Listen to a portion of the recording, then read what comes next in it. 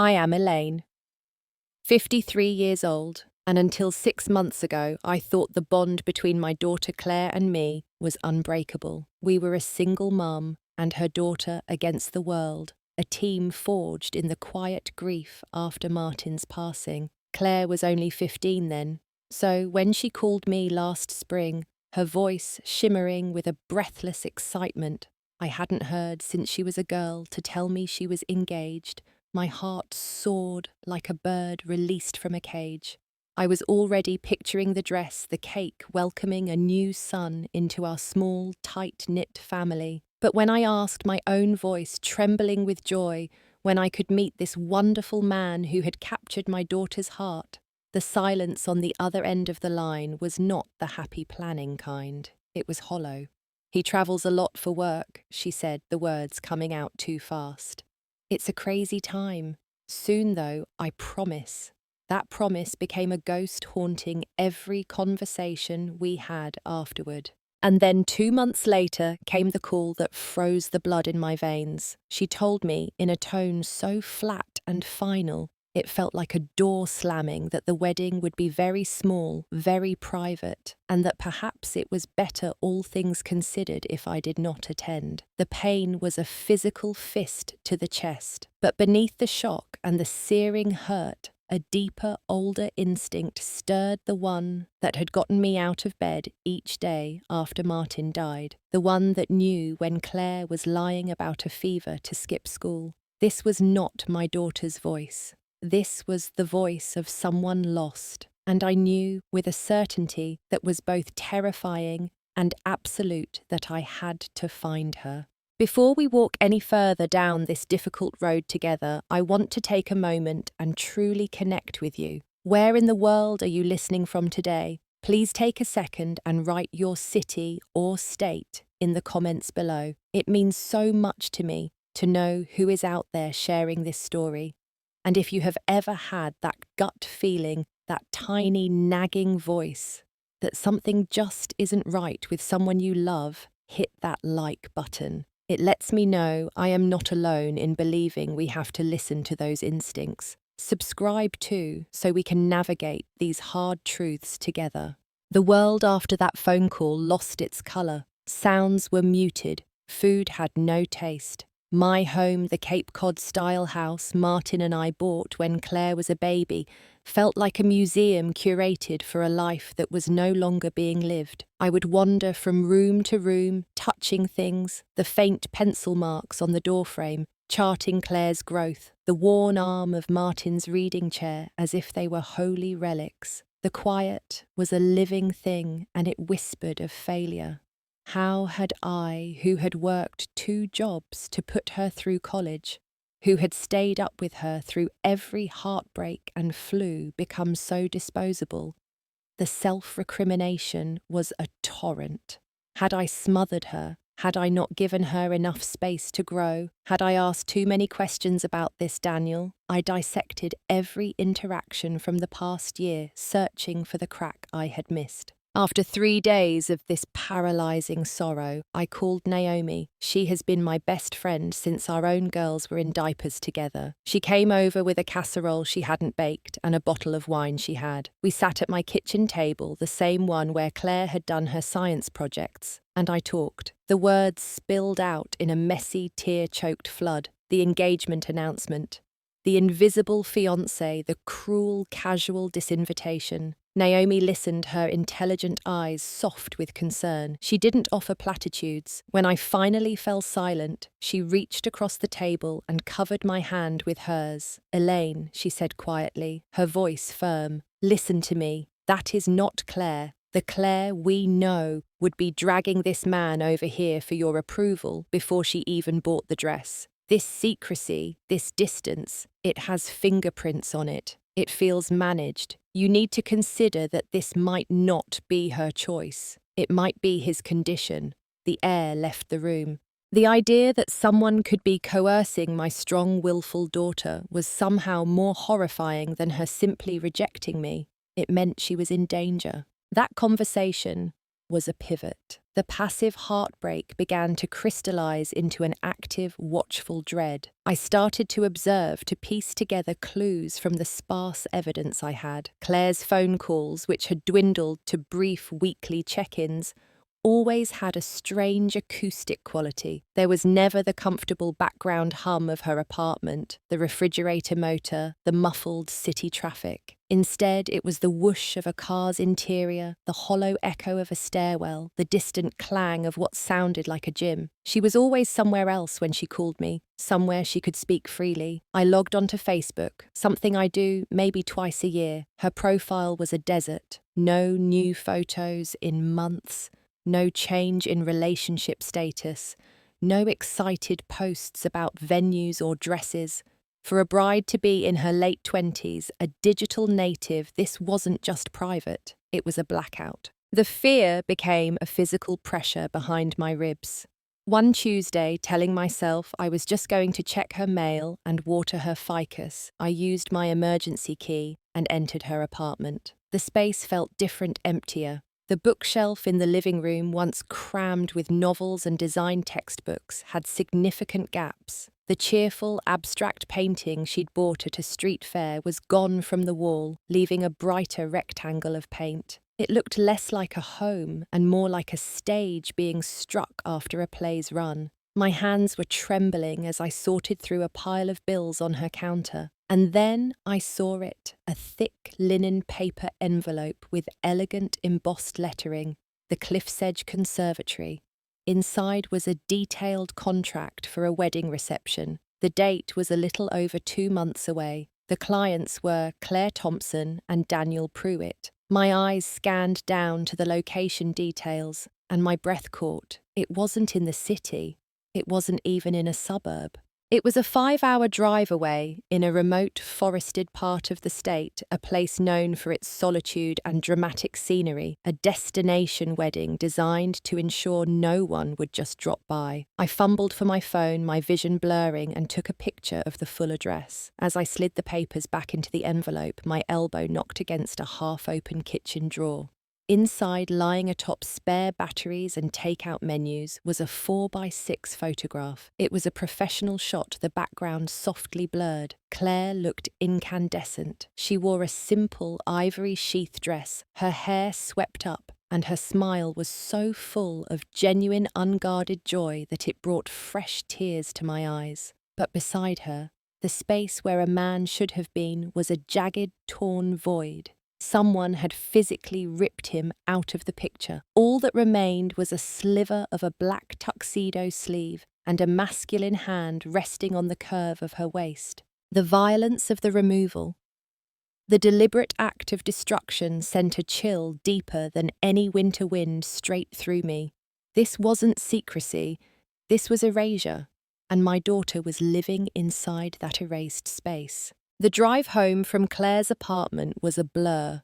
The printed address and the memory of that torn photograph felt like physical objects burning in my purse. I went straight to Naomi's. I showed her the picture on my phone, my voice thin with panic. She studied it, her lips pressed into a tight line. "Okay," she said, her practical nature taking over. "We have a first name, Daniel, and we have a destination. Let's see what the internet has to say about Daniel Pruitt." We spent the next 2 hours hunched over her laptop, but it was like searching for a ghost. No meaningful social media profiles, no professional listings that matched no news articles. It was as if he existed solely within the 4 walls of Claire's new hidden life. The frustration was a kind of madness. How do you fight a shadow? The idea came to me in the dead of that night as I lay staring at the ceiling. It was born of equal parts desperation and a mother's primal claim. I had to see him. I had to look this man in the face, even if from a distance, and know my enemy. The next Saturday, I told myself I was running errands. I parked my car 3 blocks down from Claire's building behind a large SUV and settled in to wait. The guilt was acidic. I felt like a criminal, a betrayer of my own child's trust. But a louder, more ancient voice chanted, "Protect, protect, protect." I waited for 4 hours. I watched people come and go, my nerves stretched wire-thin, and then, just as I was about to give up, she emerged, my Claire, and with her a man. He was tall and lean, dressed in expensive-looking casual, wear a charcoal Henley dark jeans boots. His hair was blonde, swept back from a high forehead. From that distance, he presented a picture of polished, mature success. He held her hand and she leaned into him, laughing at something he said. A bizarre, traitorous wave of relief washed over me. He looked normal, respectable. Maybe I was a jealous, paranoid old woman after all. Maybe this was just what modern romance looked like, and I was too old to understand. They walked to a sleek coffee bar on the corner. As they reached the entrance, he placed a hand on the small of her back to guide her in leaning down to whisper in her ear. The morning sun fell directly on his profile in that moment, and something inside me seized. It was a jarring, visceral sense of recognition, like hearing a song from a childhood you had forgotten. The angle of his nose, the distinct, almost severe line of his jaw, the way his shoulders held themselves with a certain entitled ease. I knew this silhouette, not from a stranger on the street, but from a memory trapped in amber from a different lifetime. I couldn't place it, I couldn't name it, but the familiarity was a cold hand on my neck. My relief curdled into a thick, formless dread. With fingers numb with panic, I raised my phone and zoomed in, capturing a few grainy, shaky images before they disappeared into the cafe. I sat back, my heart hammering against my ribs. The mystery had not been solved. It had simply put on a face, and that face somehow was one I felt I should know. I drove to Naomi's like a woman, possessed, the blurry photos a secret burning in my pocket. I thrust the phone at her without a word. She scrolled through her expression, unreadable. After a long minute, she looked up, her eyes meeting mine with a gravity that made my stomach drop. "Elaine," she said slowly, pointing at the screen. "Look at him, really look. The set of his mouth, the spacing of his eyes. Does he not seem familiar to you?" It was the confirmation of my own terrifying intuition. "We are not crazy," she said. "That face is in our past somewhere. We just have to find it." I went home that evening with a new mission won that felt both sacred and sickening. I went to the attic, to the corner where the past lived in neat, labelled books. I pulled down the ones marked Martin's office and old photos. I sat on the dusty floorboards, surrounded by the scent of aging paper and memories, and began the excavation. I wasn't looking for happiness. I was looking for a ghost. I sorted through decades of Martin's life team photos from corporate softball games, retirement party snapshots, conference group pictures. I felt like an archaeologist, sifting through layers of a lost civilization, searching for a single poisonous artifact. I found it tucked into a manila folder labelled Tax Documents, 1999 of all places. It was a casual photo, probably taken by a colleague. Martin, looking so heartbreakingly young and alive in a dress shirt, with the sleeves rolled up, had one arm around a friend Greg, and the other around a younger, slighter man. They were on a patio somewhere, holding drinks, smiling for the camera. The younger man had a full head of dark, tousled hair and a rakish grin, but the bones of his face, the prominent straight nose, the deep-set eyes, the arrogant lift of his chin. It was the man from the coffee shop, the man holding my daughter's hand. The air was sucked from the attic. My vision tunneled. With trembling fingers, I turned the photo over. In Martin's precise engineer's handwriting, it read, "Sales Conference, Las Vegas," with Greg and the new kid, Daniel P., showing him the ropes. Daniel P. the P now had a devastating resonance. Prewitt. A violent nausea rose in my throat. I scrambled through the box, my movements frantic, desperate for more. I found Martin's old Rolodex. Flipping to the P's there, it was Daniel Prewitt, with an old office phone number and an address in a neighbourhood that was now wildly expensive. Paper clipped to the card was a thank you note, written on heavy stock. "Dear Martin," it read, Just a quick note to thank you for your guidance on the Carlton presentation last week. I learned more from you in that one afternoon than in 6 months on the job.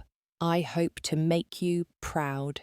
Sincerely, Daniel. The pieces did not just fall into place. They exploded into a grotesque mosaic. This was not a stranger.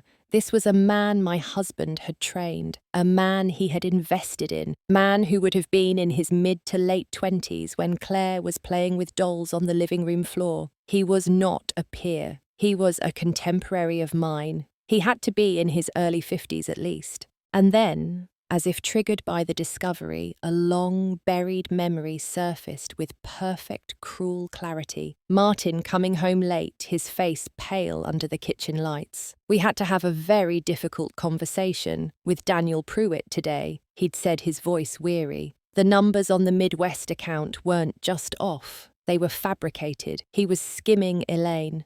Small amounts, but systematic. I confronted him. He had an answer for everything slick as oil, but his eyes. I'll never forget the look in his eyes when he knew he was caught. It wasn't shame, it was rage. We let him resign to avoid a scandal for the firm, but I made sure he wouldn't get a reference. He's poisonous. Now that same poisonous man was engaged to Martin's only child. He knew exactly who she was. He knew exactly who I was. He had been in our home.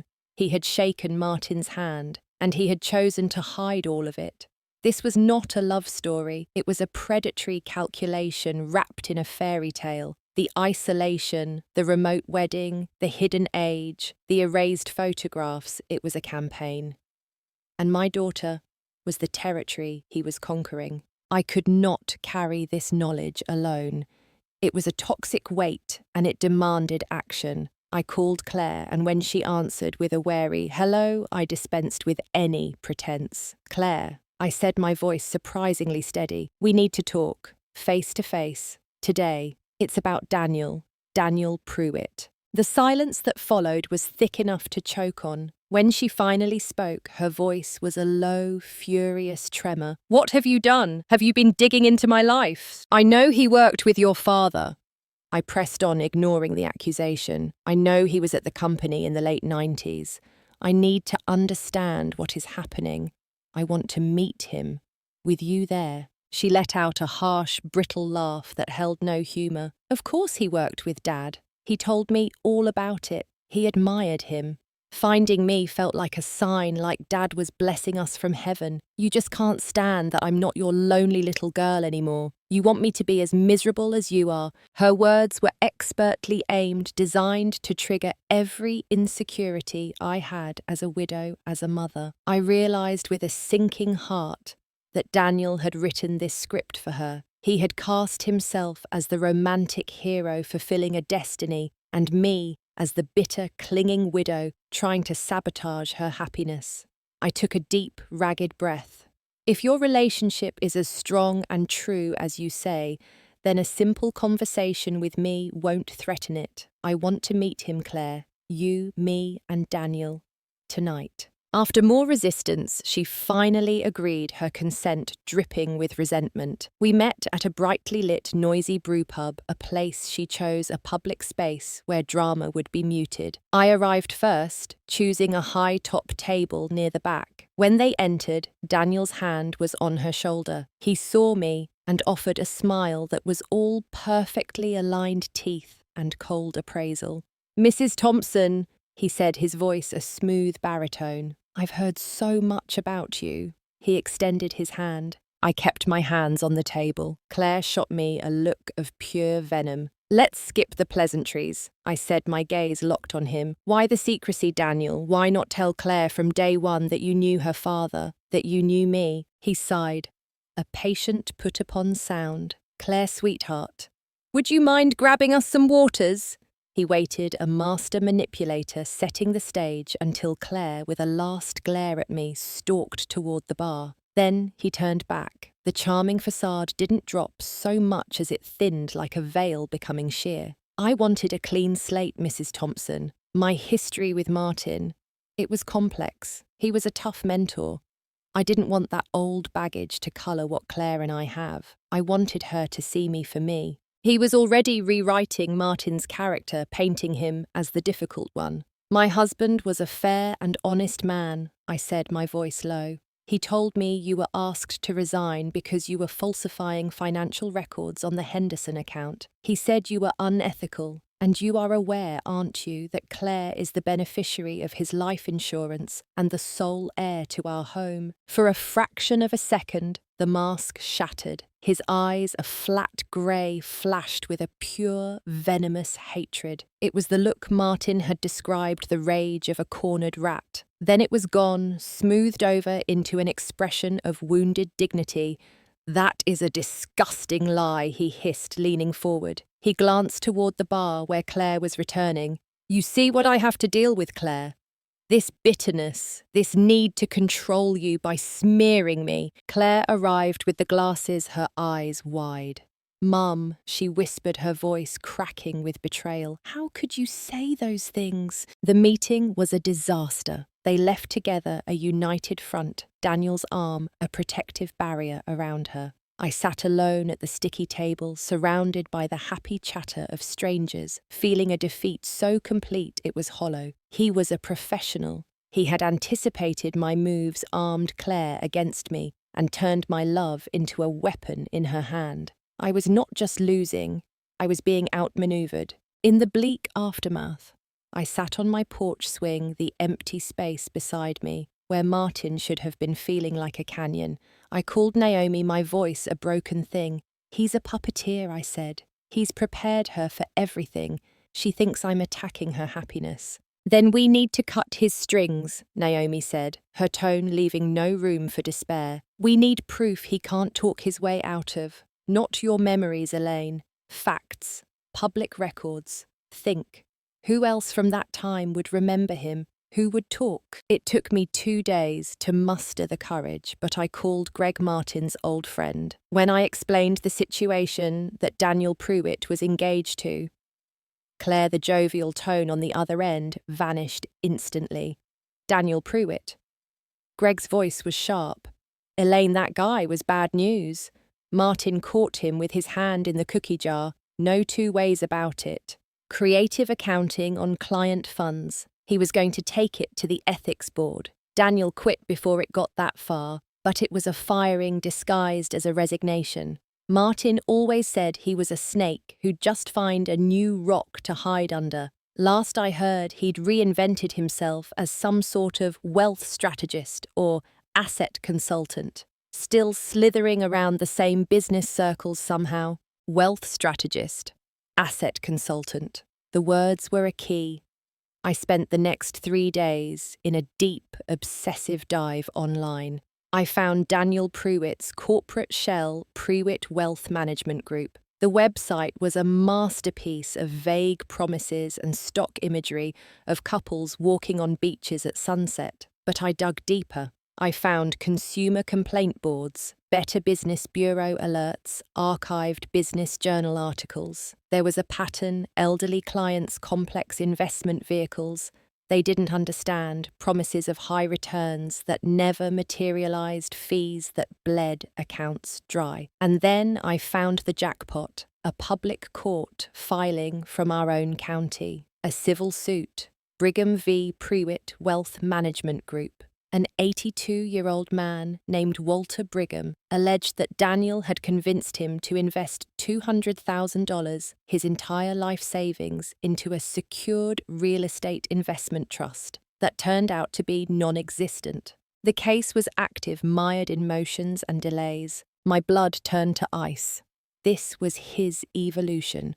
From corporate embezzler to a predator of the vulnerable and trusting, and now he had set his sights on Claire, not just for the modest inheritance from Martin, but for her own future earnings, her credit, her very independence. I printed every single page, the lawsuit, the complaint logs, the glossy brochure from his website that now read like a criminal manifesto. I also booked a 1-hour consultation with a lawyer named Linda Carter, who specialized in elder financial abuse and undue influence cases. I spread the documents on her desk. She reviewed them with a practiced grim eye. Based on this pattern of behavior, the concealed age gap, and the isolation tactics you have grounds for serious concern, she said. You could seek a temporary protective order or a conservatorship hearing on the basis of undue influence, but I must be blunt, that is a war. It will likely destroy any chance of a future relationship with your daughter. Your most powerful tool right now is information. Give her the facts, arm her, then you have to step back and hope she has the strength to use them. I knew what I had to do. I didn't want a digital trail he could intercept or explain away. I compiled every damning document into a thick folder. Then I sat at my desk and wrote a letter by hand on a plain sheet of paper. My dearest Claire, I am writing this because I love you more than my own pride, more than my own need for your forgiveness. I cannot make you believe me, but I can give you the truth as I have found it. Please look through these documents. Read the lawsuit from Mr. Walter Brigham. Look up the case number yourself. Ask Daniel why his application for a securities license was denied in the state of Arizona for material misrepresentation. Ask him for the specific documented reason he left your father's firm. Ask him these questions and then watch his face. Listen not just to his words, but to the space between them. If after you have seen all of this with your own eyes, you still choose to walk down the aisle with him, I will not stand in your way again.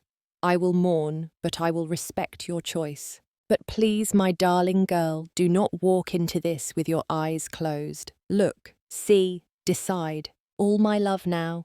And always, Mum. I placed the letter on top of the stack, sealed it all in a large, sturdy envelope, and sent it to her apartment via certified mail requiring a signature. Then I began the hardest wait of my life. The silence was a physical presence in my house. Every ring of the phone, every ping of a text was a potential detonation. I was certain I had signed the death warrant of our relationship. For 2 endless days and nights, I was a ghost in my own home. I didn't sleep. I paced. I jumped at every car that passed, thinking it might be her. I replayed every moment, questioning if I had been too harsh, if I had pushed her further into his arms.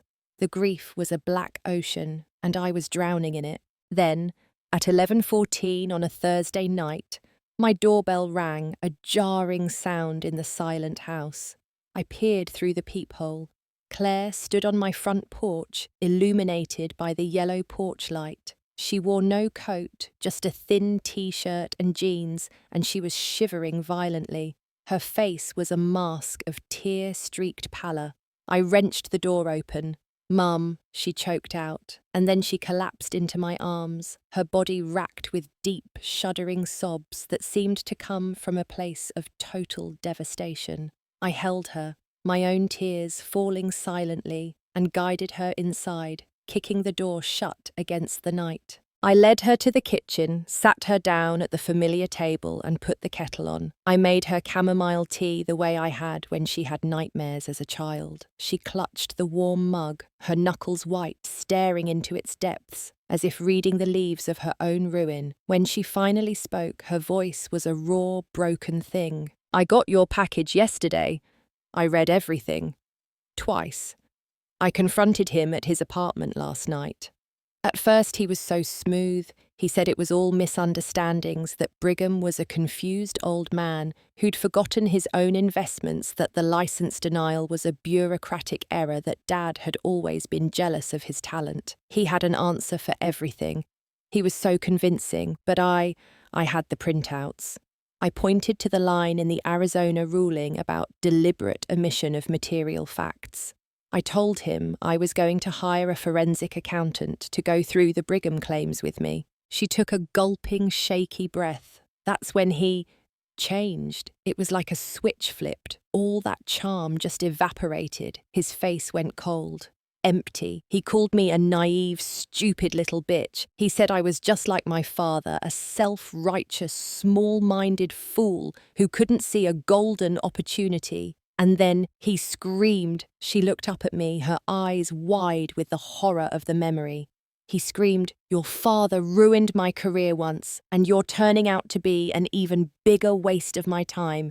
The ugly words hung in the warm kitchen air, the final grotesque reveal. "That was it," she whispered, fresh tears streaming. "That was the man behind the curtain. I saw it. I wasn't his destiny. I was a transaction that was becoming too difficult. The wedding, it's off. I left the ring on his kitchen counter." I pulled my chair next to hers, wrapped my arms around her, and let her cry until there were no tears left. I didn't say a word. There was no "I told you so." There was only the immense, weary relief that the bomb had detonated and she had somehow miraculously staggered out of the blast zone. We sat in the quiet for a long time, the only sound the hum of the refrigerator, a familiar lullaby from her childhood. The threat had a name, a face, and a pattern, and he was gone. The wedding that never happened was the most beautiful gift I have ever been given. The healing did not happen overnight. It was a slow, deliberate reconstruction. Claire moved back home for a little while, a 28-year-old woman seeking the primordial safety of her old room. We talked for hours over cups of coffee and glasses of wine about things we had never fully explored. We talked about her father, not as the saintly memory she had clung to, but as the complex good man he was, flawed, principled, sometimes stubborn. We talked about love, about the difference between infatuation and partnership, about the subtle, insidious signs of control that masquerade as devotion. She found a therapist, a kind, no-nonsense woman who helped her unpack the psychological hooks Daniel had set, the love bombing, the gradual isolation, the gaslighting. It was painful to watch, but necessary. For my part, I learned a brutal but vital lesson about the anatomy of love. I learned that a mother's love is not always a soft lap and a soothing word. Sometimes it is a shield. Sometimes it is a spotlight shone into a dark corner. Sometimes it is the unwavering voice that says, "This is wrong," even when that voice causes temporary pain. I learned to balance a fierce respect for my daughter's autonomy with the unshakable duty of my protection. My actions had created a rift, but they had also built a bridge back to the truth. Together with Linda Carter's guidance, we sent Daniel Pruitt a formal letter demanding the immediate return of any personal documents of Claire's and ceasing all contact. We heard nothing in response. He vanished from our lives as quietly as he had entered them, a predator, slinking away to find easier prey. The lawsuit from Mr. Brigham and I later read in a small business journal blurb was settled out of court for an undisclosed sum, a quiet, unsatisfying end. The whole ordeal left a scar, a permanent change in our emotional landscape, but it also left a hard-won wisdom. I understand now that the most dangerous traps are not made of steel, but of silk. They are woven from words of love, promises of destiny, and the intoxicating feeling of being chosen. The predators who set them are often charming, accomplished, and patient. They study their prey. They exploit vulnerabilities we didn't know we had. Trust is one of life's greatest treasures, but it must be guarded by discernment. And real, healthy love from a partner, a parent, a friend, never, ever asks you to sever your other connections to prove your loyalty. It expands your world. It does not shrink it. Our home is filled with a different kind of peace now. The laughter that returns is softer, wiser, infused with a gratitude for the simple safety of being together. I still sometimes look at my wedding band, at the worn gold that holds a lifetime of memories with Martin, and I feel a sad, proud clarity. In a way, I never could have imagined I protected both his daughter and the honesty he valued above all else. Life moves forward now, not in the shadow of a terrible secret, but in the clear, if sometimes cautious light of a hard-earned truth. If this story touched something in you, if you have ever faced that impossible choice between keeping the peace and speaking a painful truth, I would be honored to hear from you. Please share your thoughts or your own story in the comments below. Your voice and your experiences make this a real community. If you felt this journey was important, please give this video a like. It helps others find these conversations. And if you haven't subscribed yet, I warmly invite you to join us. We are here to share, to listen, and to remind each other that we are never alone in facing life's most difficult chapters. Thank you from the bottom of my heart for your time, for your compassion, and for listening. May your own path be lit by truth, your bonds strengthened by courage, and your heart always guided by a love that is both gentle and strong. Be well.